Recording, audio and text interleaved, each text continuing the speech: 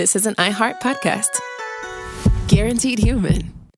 Hey, everybody. The official Big Bang Theory podcast is back, covering seasons 3 and 4 of the show. Each week, host Jessica Radloff speaks with crew and cast members like Kunal Nair, Mayim Bialik, and Kevin Sussman. Hear about the Easter eggs you may have missed, behind-the-scenes stories, and how certain real-life relationships shaped some of the most memorable storylines. Watch the official Big Bang Theory podcast on HBO Max or wherever you get your podcasts. We've all tumbled down an internet rabbit hole trying to self-diagnose, and it leaves us more anxious than informed. Our feeds are full of wellness trends, but how do we know what's real, what's exaggerated, and what's just wrong? Health versus Hype from the American Medical Association breaks it all down. Emmy-nominated science communicator Trace Dominguez talks to doctors, influencers, and real people trying these trends, not to cancel them, but to understand them. Because when it comes to your health, who you listen to matters. So listen to Health versus Hype wherever you get your podcasts.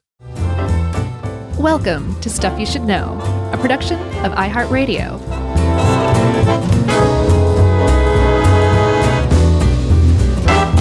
Hey, and welcome to the podcast. I'm Josh, and there's Chuck, and Jerry's here too, and it's just the three of us rampaging away in podcast land. And that's stuff you should know, in case you didn't know.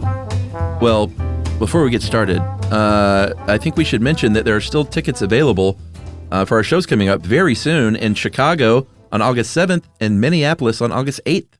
Yeah, it's going to be pretty great. We're going to be at the Auditorium in Chicago, and we're going to be at the State Theater in Minneapolis, and there are tickets left, and you can come see us. It's a great show. We've gotten great feedback so far. Only like 2 people have been like, that sucked. Everybody else is like, that was pretty great. And you can go to stuffyoushouldknow.com and click on the tour page, tour button. And you can also go to linktree/SYSK Live. And both of those places will take you to sites where you can buy legitimate tickets to come see us. Yeah. And those are both great cities for us. We love going to Chicago and Minneapolis. I know it's been a little while for Minneapolis, but we've always had great shows there. Yeah, and we're not promoting Indianapolis because Indianapolis sold out. So we'll see them as well. But you can't come in if you haven't already bought your tickets. I'm sorry. Yeah, well, you know, it's a Midwestern themed show, so sort of Chicago adjacent, really Indianapolis adjacent. Mm-hmm. So they got on it. They want to hear about their people. That's right. So yeah, come see us at the beginning of August, you guys. All right, back to it. Right. Good one.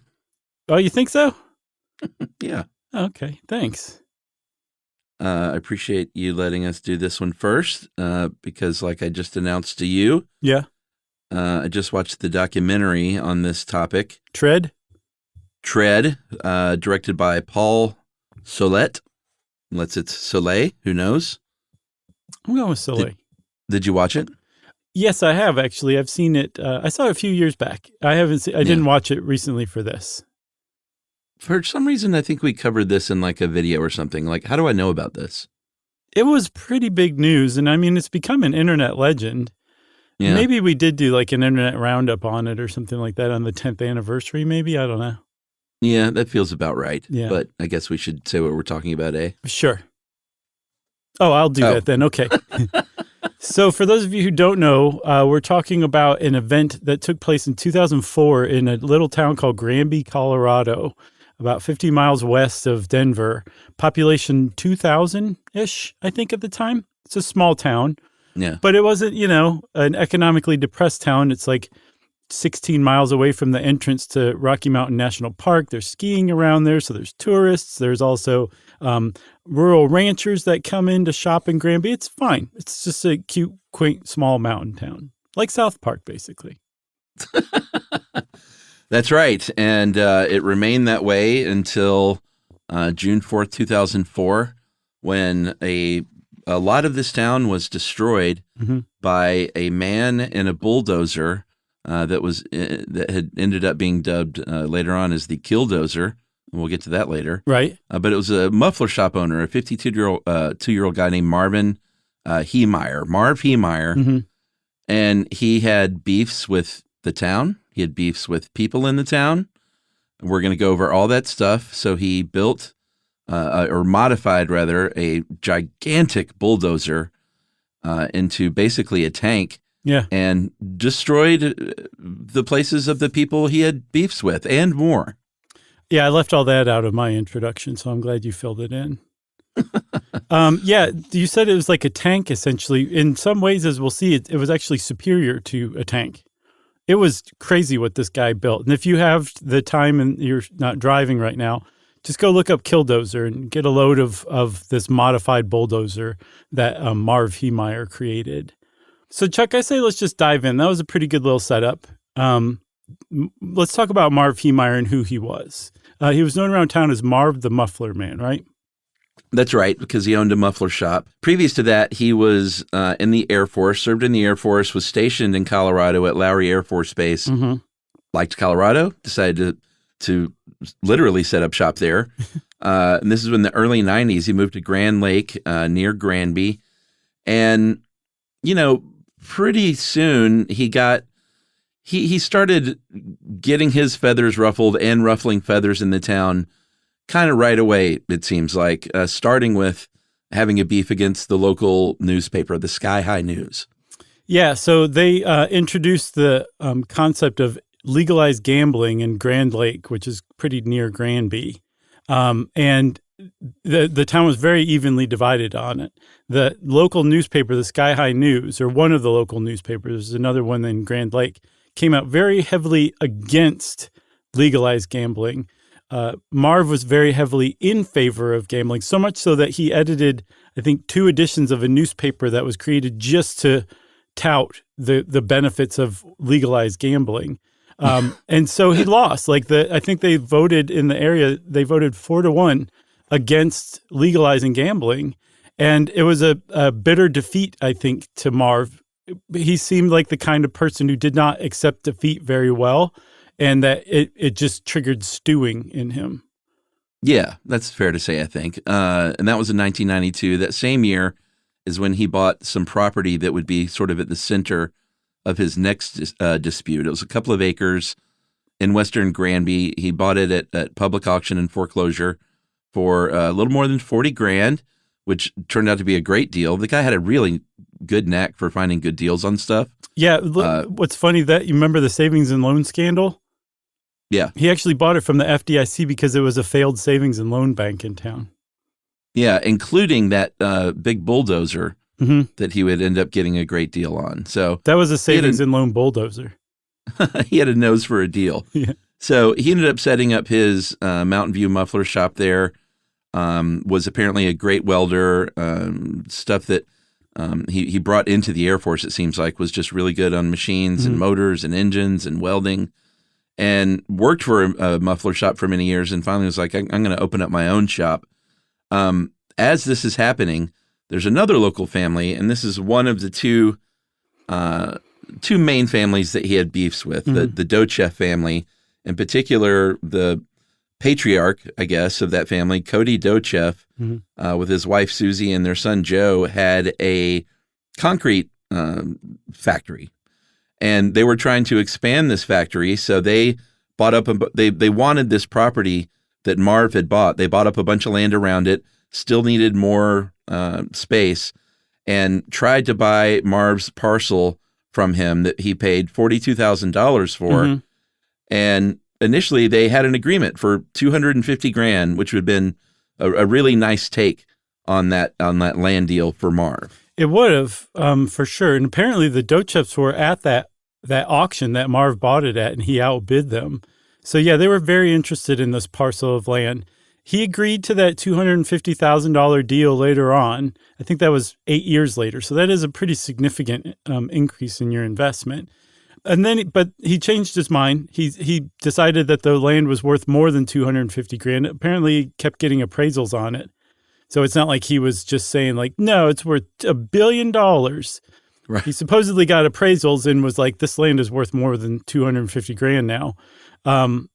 So he said he backed out of the deal. I don't know how far the deal had gotten, but he definitely backed out of an agreement to sell it for $250,000. Yeah, he ended up asking $400,000. The Dochevs came up with $350,000, and he said, now I want $450,000. Again, he said, because of another reappraisal, I'm not sure about all that stuff. Like, I'm just basing off kind of what I saw in the documentary and researched. I didn't see any appraisals or anything, so I don't know if Marv was just like jacking this thing up or not. Who knows? But while this is happening, at least, one of the things we have left to kind of piece this all together is the series of audio tapes that he made on cassette that he mailed to his brother. So the documentary features a lot of those, just firsthand accounts from Marv detailing what's going on. And one of the things, he didn't like the Docheffs. He said that Cody Docheff, and I guess this was after he had backed out of, I'm not sure if it was after he backed out or not, but Cody Docheff at one point basically accosted him in a restaurant. Mm-hmm. And that was one of their first exchanges about this. And Cody Docheff was known as a real hothead in town. And Marv, you should hear the words that he calls him on those audio tapes. He did not like this guy. Right. That appraisal thing, that's a really good example of the squishiness, I guess, of this story. It's really difficult to pin down because, was he just jacking the price up because he didn't like the Docheffs? Did he really think that the land was worth that? Did he really get appraisals? You don't know. But that kind of thing completely changes the complexion of it. If he was getting appraisals and the Docheffs wouldn't pay the appraised value, that's pretty reasonable. If he was lying about the appraisals and he was just jacking the price up on the Docheffs, that kind of makes him look like a jerk. And so that just something that small can make a story like this totally do a 180. And this story is filled with those little kind of details that have either gotten overlooked, added, or blown out of proportion. Yeah, absolutely. So the Docheffs end up buying some other land, a business park, and they said, "Hey, you give us the land where your muffler shop is, and we'll give you the prime lot that's right on the highway, this frontage land where your muffler shop's going to do a lot better, get a lot more attention." Mm-hmm. And he said, "All right, I'll take that deal, but you got to build this muffler shop for me." And that a really expensive one, a really kind of high-end muffler shop, I guess. Right. Because that brought it up to about $1 million. And they said, "No, we're not going to pay a lot for that muffler shop." Boy, how long were you waiting on that one? A good 30 seconds. Oh boy. I hope most people get that one at least. It doesn't matter. As long as you got it, friend. Oh, I got it. So they said, no deal. And he said, "All right, then you basically started a war with me, and I'm gonna do everything I can to fight the city to make sure that you're not able to open up that cement factory that you want to open up." And apparently got a lot of people on his side. There was a lot of opposition in the town that backed Marv against this expansion of the cement or concrete factory. Yeah. So what I don't understand is, was there opposition before Marv started this kind of grassroots campaign against it? Yes. Okay. Yeah. So he didn't just drum that up out of thin air. Like, not everybody was happy about a concrete batch creating plant. Like, this is almost in downtown Granby. Yeah, there was opposition, but it seems like he really fueled the fire against it. Yeah. So now you have war between essentially what amounts to two hotheads who are neighbors, and a concrete plant is not like a tidy, quiet neighbor to be next to, right? So I'm sure that every sound and every clank and every bit of like dust that blew his way just made him less and less happy. And I guess, I don't know also if you said that they were buying up the land around him. So ultimately, his muffler shop was the only little piece of parcel left, and they were literally building a concrete plant around his muffler shop. And one of the things, if somebody tells you this, they don't know what they're talking about, and stop listening to them about this. If they tell you that when the Docheffs bought the land up around him, that they cut off access from the road to Marv's muffler shop, basically created an island legally out of his muffler shop, that's wrong. That's not correct. He always had access, and everyone always had access in and out of his muffler shop. That's a really big point that a lot of people basically say, see, the guy had no choice. He couldn't run a business like that. And that's just not true. Yeah, that is not true. But that's something you see a lot online. So thanks for clearing that up. Sure. You got anything else? What else you want me to clear up? I got a pimple on my shoulder here. Gross, no. Take care of that. No. Why did you say that? Oh, I don't get pimples. So Marv is, he's got another problem that's also brewing. So you've got this problem with the Dochefs. Then you have the second issue with the sewer line. In order, his property wasn't hooked up to a sewer line. You've got to get hooked up to a sewer line if you're going to be in compliance. They kind of looked the other way for many, many years when he didn't, because it was, small town, Western Colorado. It was sort of the Wild West, and people would just sort of turn a blind eye if someone was making do on their own, which he was doing. Right. But he also didn't have a septic tank. Yeah. So he started dumping sewage into his concrete mixer, or concrete mixing tank. Big violation. Then when that filled up, he started pumping it into the irrigation ditch on the property. All he had to do was pay a little bit of money at one point to hook up to some neighboring sewer lines. But he basically thought that's big government. That's the town holding me over a barrel. You shouldn't have a resident or a business have to pay for their own sewer line, which is a public utility. Okay. So I don't know, like the town overlooked this for a good decade, maybe 12 years, something like that, that he was pooping and peeing, I guess, into a bucket or something and dumping it into a cement mixer, even if they had a line up to the cement mixer. Yes, that's a huge health code violation, right? So when that concrete plant was built, they ran a sewer line to it, right? And that made it way easier and way less expensive for Marv Heemeyer to connect his muffler shop to that sewer line that's now being run from the road to this concrete plant next door than it would to have the city run it from the road to just his muffler shop. The problem was this was the Dochef's sewer line, and it was on their land. And for him to tap into it, he needed to pay them. So they came back with an offer. They said, look, man, if you drop all these lawsuits and all this campaign against us, we will let you, we'll give you an easement, a maintenance easement to connect to our sewer line from your muffler shop free of charge. That will be your little strip of land onto our land, connecting your muffler shop to the main line. You'll be in compliance. We won't have this lawsuit against us anymore, and we'll just call it a day. And I don't believe Marv ever made good on that. No, he didn't want to do it. He was done with him by that point, basically. So he was like, screw this. I'm not hooking up to your sewer line. I'm not paying the maybe as high as $80,000 to run the 400 feet to the main sewer line. And so he wanted to sell the place. He was like, I'm getting out of this muffler shop and I'm going to move. And the town then said, well, hey, now that we know about all this, you can't even sell this thing without a sewer line. So all of a sudden he was caught between a rock and a hard place there with this sewer connection.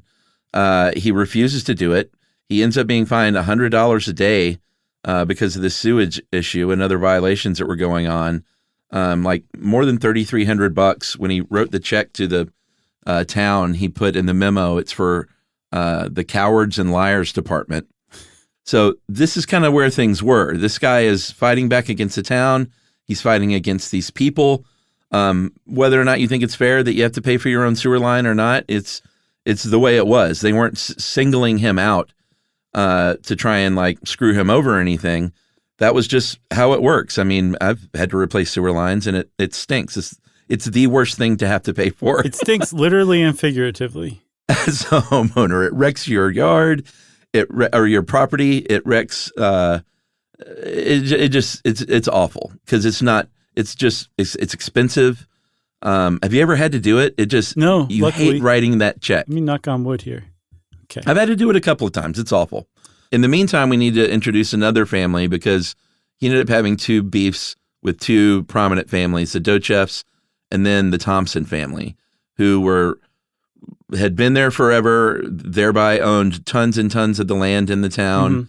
A guy named the elder, Dick Thompson, was on the county board and then became mayor for a while back when he was going through all this stuff in the 90s.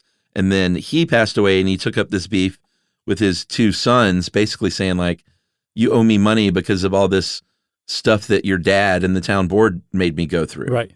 One thing that I couldn't find, and it's one of those things that could change the complexion of the whole story, is At what point did the sewer thing that the city overlooked for a decade or so become a thing? Was it connected to the concrete plant? I don't know. It's just it's something that sticks out to me. Yeah. So I guess what he did ultimately was he shut down his muffler shop in 2002, and he held an auction. He auctioned off all of his equipment. He sold his property to a local trash company for $400,000, which is, I think, what the highest he had asked the Dochefs for it. But he said, I want to lease this big old metal shed in the back. I got to keep a place to keep my bulldozer because it's basically the only thing that no one bought in the auction of my stuff. So I'm just going to keep it back here, and this will be my little workshop. That's part of the deal. And they shook on it, and that's the setup starting around 2002. Yeah, and I'm also not sure how he was able to sell that stuff or sell it, given that he didn't put it in the sewer line. Because in the documentary, they said the new owners, this trash company, like within 48 hours had the sewer line hooked up. I mean, I think the city was like, whoever, like this thing can't change hands without somebody agreeing that they're going to put a sewer line in. That's what I think. You could probably work that into a legal document. Probably so. Should we take a break? Yeah, we'll take a break and go find out. All right, we'll be right back after this with more on the KILLDOZER Rampage.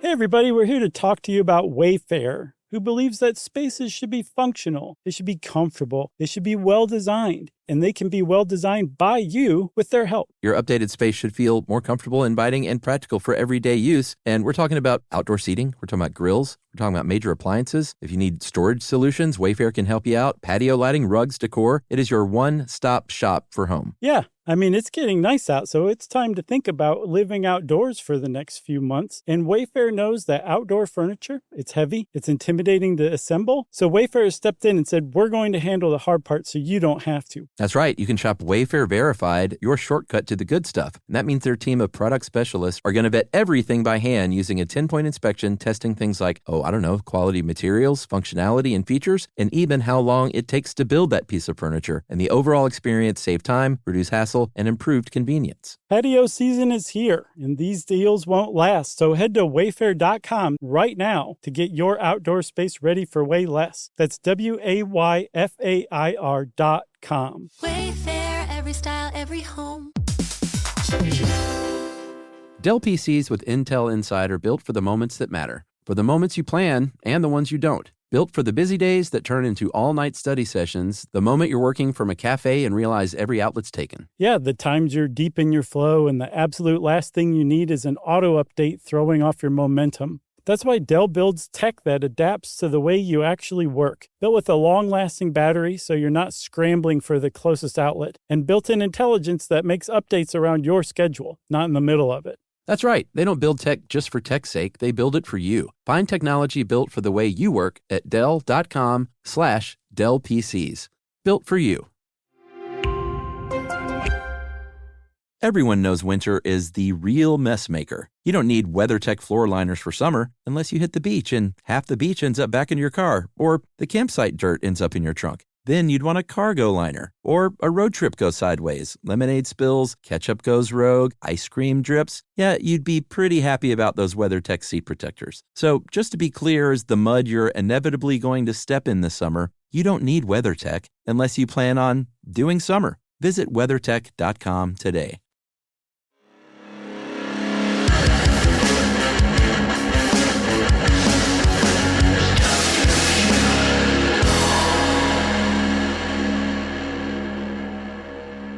All right, so remember, Marv Heemeyer's gotten out of the muffler business, but he's known around town as an excellent welder. I mean, just a superior welder.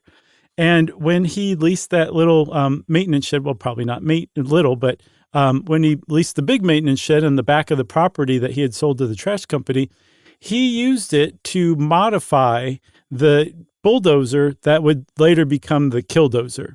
To start out with, it was a 60-ton Komatsu D355A bulldozer, right? And I mean, just as it came out of the package, it was 60 tons. This guy added at least another 20 tons of reinforcement to it.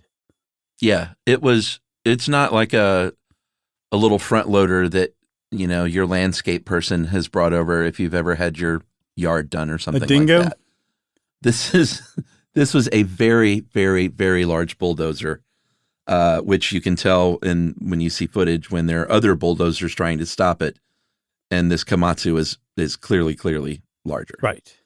So he buys this thing at auction in California, has it shipped in July 2002, and starting at the beginning of 2003, and this is one of the craziest parts of this whole story to me, is that this wasn't a guy that got mad and had a plan and it sort of fizzles out after a week or two when you're like, all right, well, maybe I'll just watch the Broncos game and let cooler heads prevail. Right. He spent a year dedicated to this project with this idea, planning this thing and equipping this thing. He set up a cot and a blanket and had a fridge. He was basically living in this shed, basically full time, working on this thing at night. So the people, this company that bought it, this trash company, they're all around the place. Right. An insurance adjuster came to inspect the shed because it was on the property of the trash company. Mm-hmm. He had it behind a tarp and made up some story about how he was working on some equipment for air conditioning for some professor, and no one ever looked behind it. It fit by an inch on either side, and he thought this was all God telling him all these little things that happened that where he didn't get caught beforehand. He thought was God saying, "This is your mission." Right. Marv Heemeyer is a great example of why we need wives. Right. Well, he had a girlfriend for a long time. And she was all over the documentary. It sounded like she was Australian or from New Zealand, maybe. But Trisha McDonald. That was kind of one of the sadder parts, is that she seemed like she really liked him, and she was like, I kind of had no idea that he was that angry and it was going this far. Yeah, I if I remember correctly, she had a little bit of self-blame maybe going on, or at least wondering how things could have turned out differently. Well, I think their breakup beforehand might have been one of the last straws too, and so she may have felt bad about that. Oh, that's another one too. So in addition to his muffler shop being completely cut off from access to the main road, he also caught his fiance in bed with another man. It's another dumb thing you'll find on the internet from people who don't know what they're talking about too. Oh, it's usually chalked up to explaining him snapping. Oh. One thing I did forget to mention is that $400,000 he got, he was, I guess, savvy enough to know that they could come after that money afterward. Yeah. To help give people. So he, while his father was still alive, his dad died shortly before, which was another last straw apparently, but he had given the money to his father, who then gave the money to his sister and brother. So it was like two people removed and untouchable, I guess. Oh, wow. Yeah, that is pretty savvy. Yeah. So he's got this killdozer that he's putting together. Let's talk a little bit about that. Like I said, it was a 60-ton bulldozer, just a big, big boy. But on top of that, he took sheets of steel and separated them by about 12 inches and poured concrete in the space between the two. So he made 12 inch on either side, 12 inches of steel with concrete in the middle, plates that he created essentially a superstructure that he later, right before his rampage, lowered on top of the Komatsu itself. Yeah, sealing him in there. He also had gun ports. He had a 50 cal rifle, which is, if you just look up what a 50 caliber round looks like, it's very large and destructive. Mm-hmm. A 308 semi-automatic, and then a 22 long rifle. He also had a 357 revolver inside, and he had 5 video cameras mounted on the outside, feeding 3 monitors on the inside. And these camera lenses were protected by 3-inch Lexan, bulletproof plastic, basically. Mm-hmm. So the small little tiny ports that were even on this thing were, because they tried eventually shooting into these, were only like 2 by 3 inches. Right. So even these sharpshooters were having a hard time getting a bullet in there. And even if they did, it was not effective anyway. Yeah, there were so many layers of this plastic bulletproof like cladding, I guess, that like even if they broke some of the layers, there was still more layers to go through. It was nuts. But there's something I want everybody to make note of. He put in those 3 gun ports, like you said. It's really important because one of the things that a lot of people use to defend Marv is that he was all he wanted was property destruction. That's all he was intent on. And there's no way to explain away those 3 gun ports otherwise. They don't jibe with that narrative at all. And that certainly changes the complexion of things too. Oh, absolutely. Yeah, as far as like folk hero who just wanted to wreck the business who wrecked his, yeah, you don't go in there with a 50 cal. No, and I mean, he didn't even need to defend himself. They couldn't get through the plating, the cladding. And even if he did need to defend himself, he certainly didn't need 3 guns. So there was basically no reason for those guns to be there aside from shooting people. Yeah, absolutely. They would later, obviously he, like I said, he mailed those tapes to his brother right before the attack.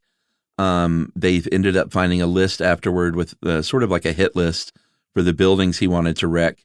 Obviously, the Dochefs and the Thompsons were on that list, as was the church in town, the Catholic church, that is, because on the tapes he was, or at least in this one part, he was very anti-Catholic, called Catholics cowards, and the Thompsons were Catholic, and that was one of his big beefs. I gotcha. So again, that Dozer manifesto, they make amazing use of his actual tapes to let him just kind of present himself. And like you said, that he apparently believed that God was at the very least looking the other way and kind of tacitly condoning this mission, if not, blessing the mission by all those ways that you had said, like people overlooking the Dozer, the fact that the Dozer was the one thing that he wasn't able to sell at auction.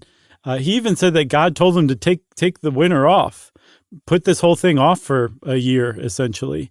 And he did. He also went on at length about the town that he was dealing with and gave his side of the story quite clearly. And he said that they used mafia-type tactics against him. And there's this line from his tapes that this is like the people who consider him a folk hero point to. It said, or he said, I was always willing to be reasonable until I had to be unreasonable. Sometimes reasonable men must do unreasonable things.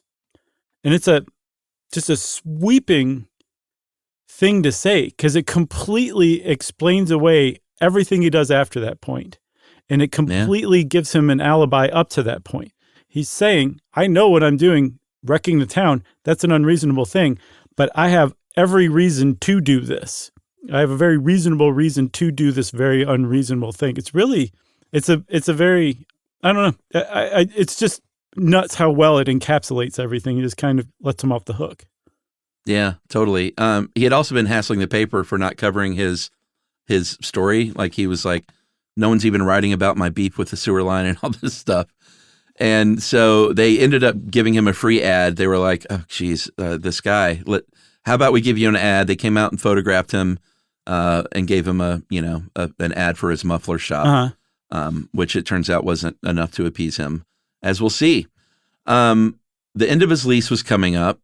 He had gone through that breakup. His dad had just died.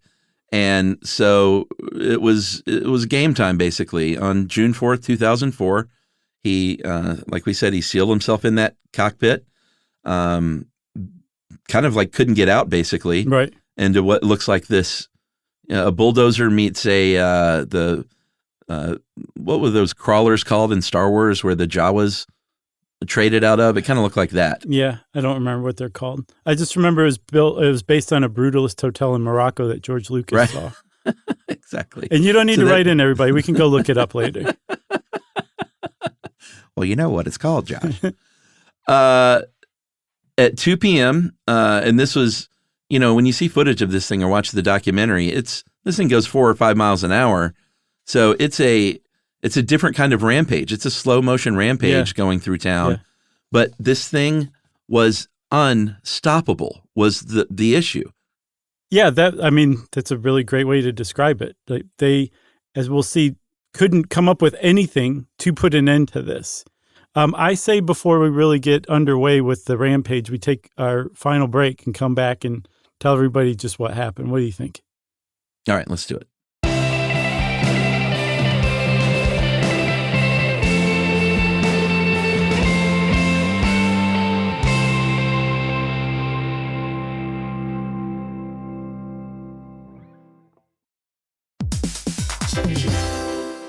Dell PCs with Intel Inside are built for the moments that matter, for the moments you plan and the ones you don't. Built for the busy days that turn into all-night study sessions, the moment you're working from a cafe and realize every outlet's taken. Yeah, the times you're deep in your flow and the absolute last thing you need is an auto update throwing off your momentum. That's why Dell builds tech that adapts to the way you actually work. Built with a long-lasting battery so you're not scrambling for the closest outlet, and built-in intelligence that makes updates around your schedule, not in the middle of it. That's right. They don't build tech just for tech's sake. They build it for you. Find technology built for the way you work at Dell.com/Dell PCs.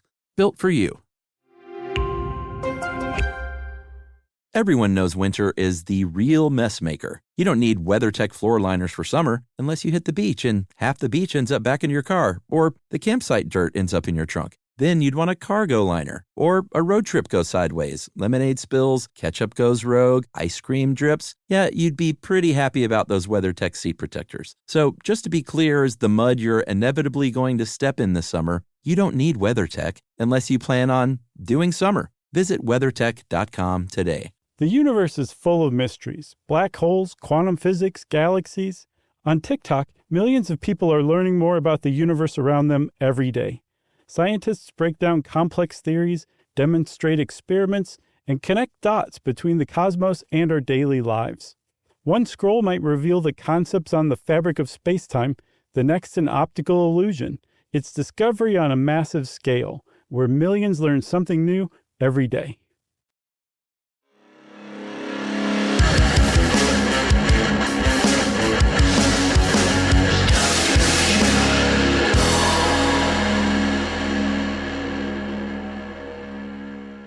All right, so the rampage starts.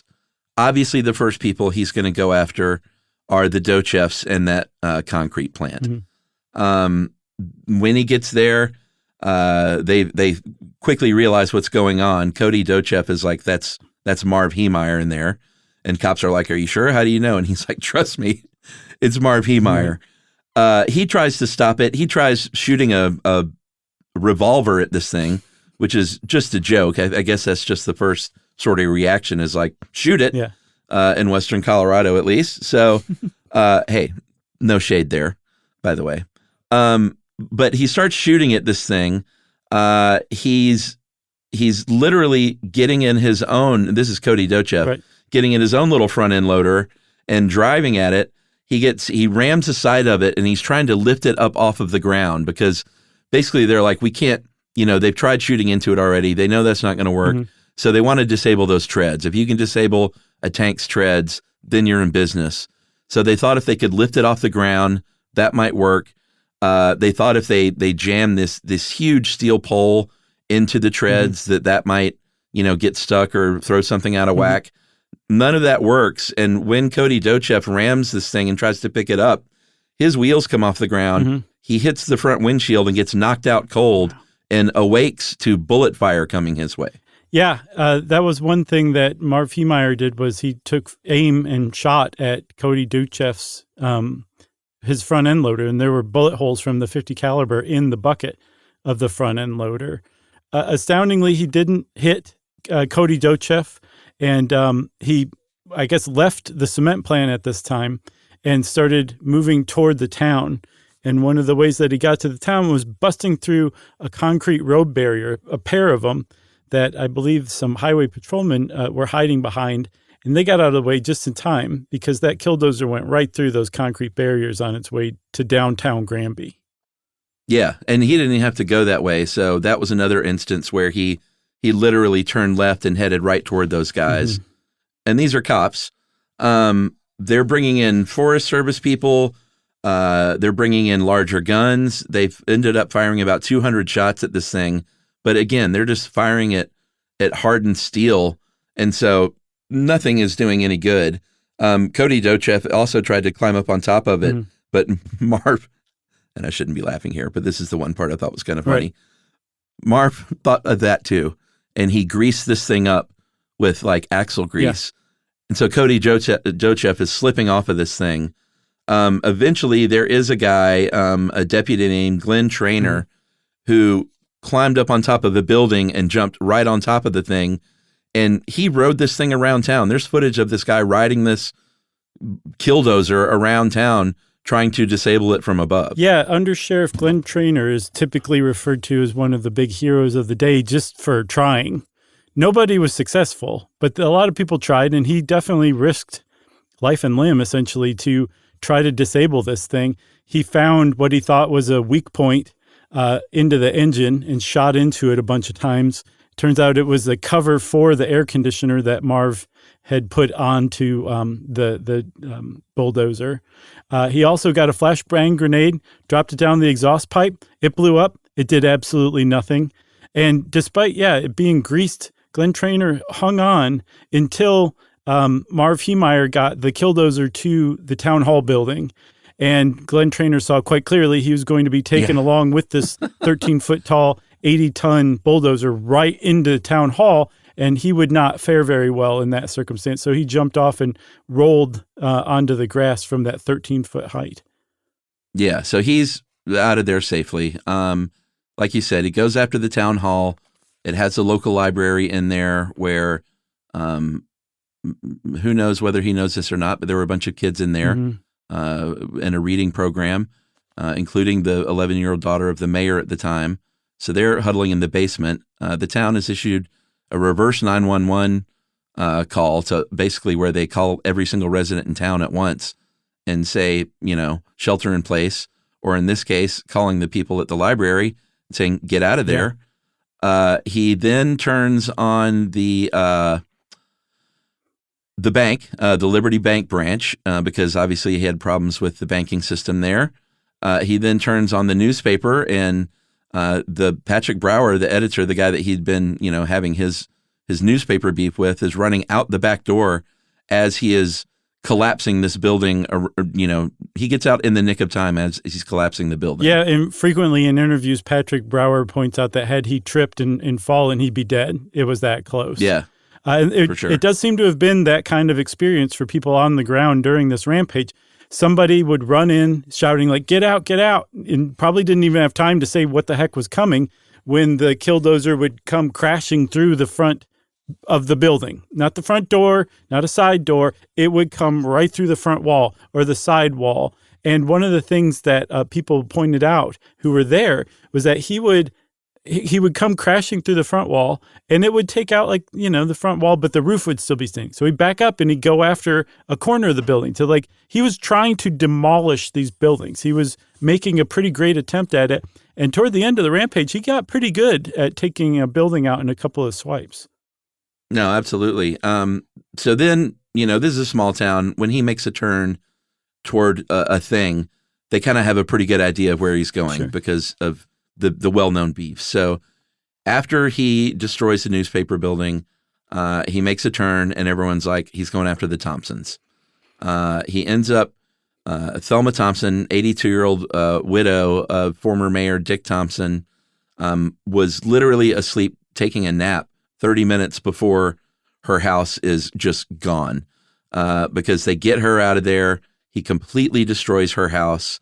And then turns toward their business, which is the Thompson and Sons excavating business and services, and starts destroying those buildings. Yeah. He cost them a good $1.5 million, I saw, to rebuild. Again, despite the people he had the beef with not even being alive any longer, but that's how much he hated the Thompson family. After that, the next thing he did, this is a really, really critical thing that he did that really kind of takes away a lot of sympathy I had for him. He took out, he drove up to the propane company, a local propane company, and used his .50 caliber rifle to shoot at propane tanks, for small ones, then big ones. He tried to shoot in an electrical transformer so that the sparks, ostensibly so the sparks would ignite the propane when he shot a propane tank open and the whole thing would blow up. And that would have been significant had this propane company blown up. I saw an estimate that everyone within a half-mile radius would have been in danger. The blast would have been that big. Yeah, this is downtown. It was as densely packed as the town of Granby could be. So a half a mile radius is, that was a significant thing. And the reason why, and Patrick Brower points this out, and I tend to agree with him, he takes issue with people who are like, these were all just warning shots. He just wanted to destroy property. He just wanted to blow up the propane company so that he could destroy more property. He wasn't trying to kill anybody. And Patrick Brower is like, this is not true. The reason he didn't kill anybody was because the way that he had mounted the rifles was so kludgy that he had almost no chance whatsoever of shooting anybody. Those bulletproof glass sights that you were talking about, like the 2x3 inch sights, they weren't near the guns. The guns weren't mounted right by them. The video cameras that he was using to kind of drive around with, they weren't in line with the guns either. So when he was aiming the gun, he had to do some sort of weird mental topography to kind of figure out what he was looking at in relation to the gun and try to shoot that way. And Patrick Brower's point is that's why no one was shot to death. That's why those propane tanks didn't blow up. That's why the electrical transformer didn't blow up, because he missed, not because he was just firing warning shots, because he missed. And if those guns had been mounted more, efficiently, it could have been a totally different outcome from this whole event. Yeah, for sure. He also, most of those bullets didn't even make it out of his own vehicle because the way he had the big 50 cal mounted, it ended up hitting his own armor. So you see like shooting toward this propane thing, and immediately these shots are just sort of exploding because I think they were some special kind of round or something. And they were sort of exploding into his own tank. I'll bet that was frustrating. Yeah, and who knows if he even knew what was going on. Like, no one knows what he could even see inside that thing. Yeah, good point. So the machine's damaged at this point. All the antifreeze is dumped out. There's white smoke just pouring from this thing. There's hydraulic fluid leaking all over the place. And it's pretty clear that, like, the last gasp is happening. So he heads down to Gamble's of Granby hardware store. There was a guy on the town board there related to the hardware store that approved the concrete plant. And so they were on the list. And you see this thing chugging along. It's on its last legs. Somehow, remarkably, had not failed up into that point. Yeah. Like, I can't believe at some point those treads didn't. I guess that's why it's a bulldozer there. It's like a tank. It's supposed to do that. So it was doing it well. But what he didn't know was that there was a basement in that hardware store. And eventually that right front tread slipped down just a couple of feet, just enough into that basement to where the tread had nothing against it and it was just spinning. So it was finally stopped. Yeah. People were walking alongside of this thing for a lot of the time. So there were people within earshot at this point, and there suddenly comes a muffled gunshot from inside the KILLDOZER. And people were like, well, I'm pretty sure that if that's Marv Heemeyer who's in there, he's no longer with us. And they were correct. The next day, they tried to blow a hole into the KILLDOZER. And do you remember at the outset I said that it was probably superior to a tank? The reason I said that is because the SWAT team who was creating this explosive charge to try to breach it, they consulted with some explosive experts who told them what charge to create to blow a hole in the side of a tank, and it didn't work. Yeah. The explosive charge that could blow a hole in a tank did not blow a hole in the KILLDOZER. That's how thick and well-welded this superstructure over the bulldozer was. So nobody was killed or injured in this thing, which was remarkable considering what was happening. It was a little over 2 hours, up to $7 million in damage. I think 11 of the 13 buildings were occupied at the time. And like you said, people were literally running out the back door for a lot of these. And that was it. The guy ends up, they take this tank apart, and they didn't want any memory of it in town. So they take it apart, get rid of the parts. I think one of them ended up staying with the Thompson family, like one small part. Yeah, a trunnion, I think, something that connects the bucket to the rest of the dozer that had broken off when he came crashing through their house. Yeah, but aside from that, people basically wanted to forget about it. And with the help of, insurance and everything, they ended up rebuilding everything. Not that it wasn't at great personal cost as well, of course, but Marv was gone, and they were really eager to move on for the most part as a town. Yeah, Casey Farrell, who owned Gamble's hardware store, it took him 7 years because his store was insured, but it wasn't insured for the kind of money it takes to rebuild after a dozer rampage. But I guess the Denver Post visited a year after on the anniversary of it to do a story, and they found that most of the buildings had either been rebuilt or were in the process of rebuilding. And I believe the mayor at the time, this would have been a year after, a guy named Ted Wang, he said that the whole rampage had actually inspired the town to become tighter as a community. Like more people became involved in local politics, and the town just kind of like took pride in its own resurrection and rebuilding itself brick from brick, which is essentially, I guess, the opposite of what Marv Heemeyer would have wanted from his rampage. Yeah. Probably. And, the narrative that you hinted at early was still lives on for a lot of people. A lot of people think this guy's a folk hero. Mm-hmm. Probably not surprisingly. A lot of those people live on the very far right of the political spectrum and say, this was a guy taking down, his local government that was he was a victim of his local government, and he was taking them out, doing what we all want to do on any given day. And people still celebrate June 4th as Killdozer Day in some of those circles. Yeah. And so, doing research on this, I just got less and less sympathetic with the guy and really just came to dislike him. And then I came across that Dozer Manifesto webcomic by Mr. V, and just reading some of it, I was like, well, I'm not exactly sure how I think about this whole thing.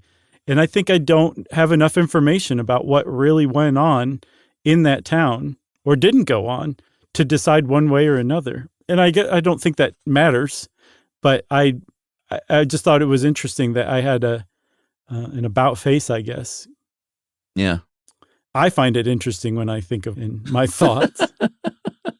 There was no one is quite sure who came up with the name Killdozer in terms of this case, but there was obviously the band Killdozer. Got to shout them out from Madison, Wisconsin. Okay. And they may have, I think they were the early 80s. Were they before or after the movie? Because wasn't there a movie as well? There's a movie called Killdozer from 1974. It was an ABC Saturday suspense TV movie that was based on a 1944 short story by fantasy writer Theodore Sturgeon. Okay, weirdly. So I bet Killdozer, the band, named themselves after that. Would be my guess. I would think, but yeah, I don't understand why it's like, well, where did the name come from? Like like you would just look at that thing and be like, that's a killdozer, without ever hearing that word together.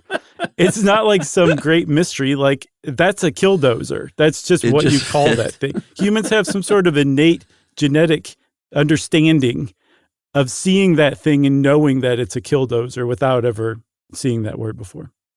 Yeah, though it didn't kill. No. It didn't. That's a great point. So I guess destroy dozer is a better one. Yeah.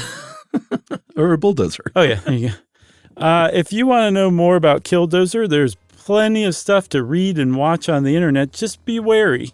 Hopefully we've armed you with a little bit of info to measure against. And since I said that, it's time, of course, for listener mail. Yeah, and watch Tread. You can rent it. I think it's free on Tubi and some other stuff, but it is really well done. It's a great documentary. Yeah.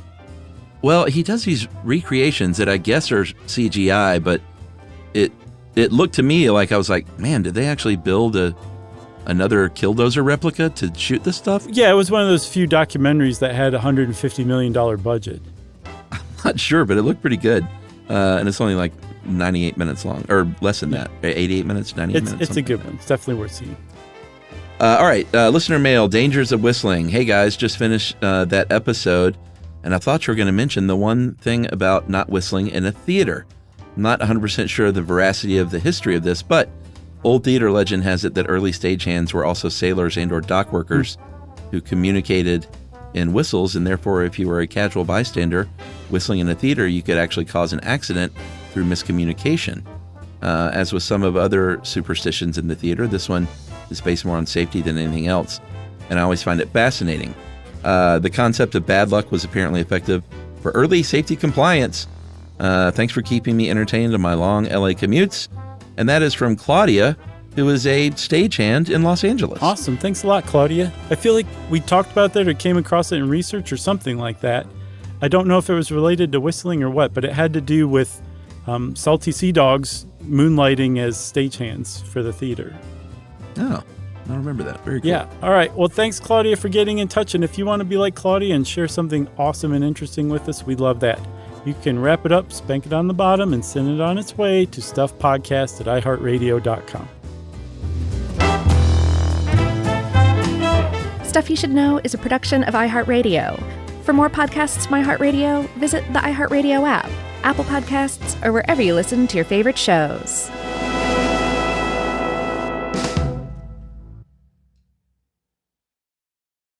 Introducing the all-new Mazda CX-5, featuring more connection. Hey Google, where's the nearest Pilates class? Safety that has your back. More discovery on the scenic routes. More passion in the details. And more control in changing weather. The all-new Mazda CX-5. More to move every side of you.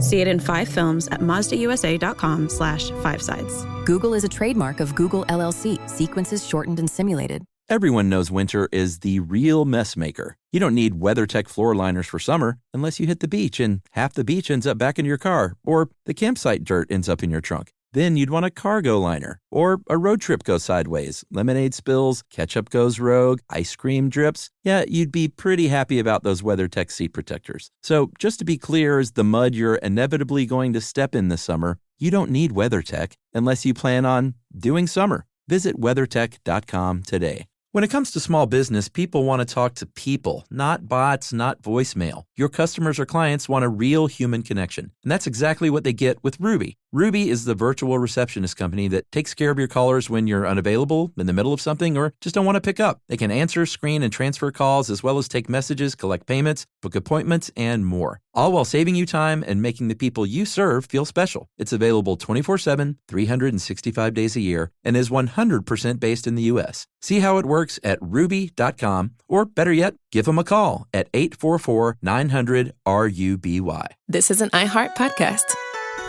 Guaranteed human.